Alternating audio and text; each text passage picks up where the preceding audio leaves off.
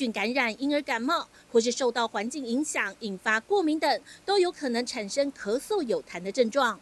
过敏大部分是不会有那个黄痰的，大概有白痰的，或者是有鼻涕啦，或是有那个打喷嚏啦，或是呼吸困难，那个都是可能是过敏。那感冒引起的这个痰，大部分如果有病毒，当然是痰是会有颜色比较浊。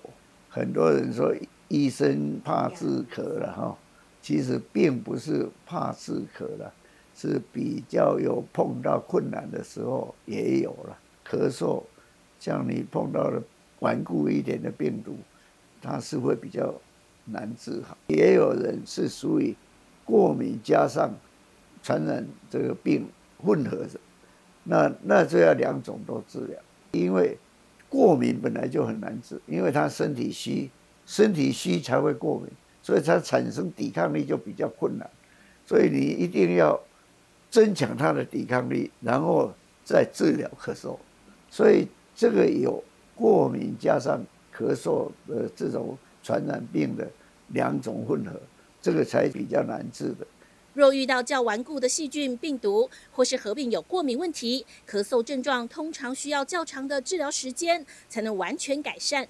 不过，如果有久咳不愈的情况，可能是肺功能出了问题，而不是单纯的感冒过敏。肺功能衰退的人呢，他会有痰，会有咳嗽，这个也有。那所以这个是属于什么久咳不愈的哈，常常的胸闷，常常喘大气，呼吸困难哈。这个就是属于这样子的。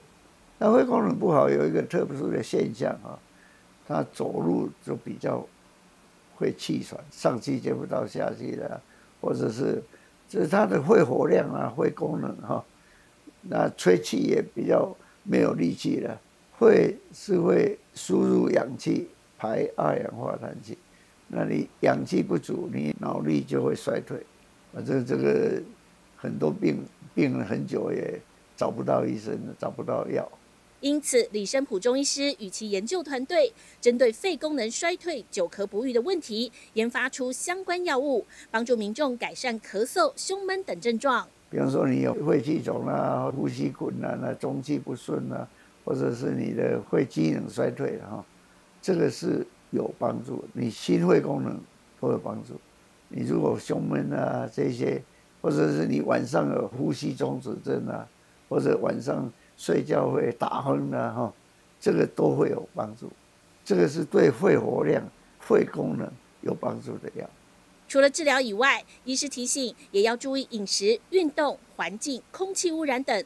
建议民众可以在清晨等落尘较少的时间爬山散步，不仅能呼吸新鲜空气，获得充足氧气，保养肺部，也能促进心脏功能。健康医疗网记者吴一文林宗宪报道。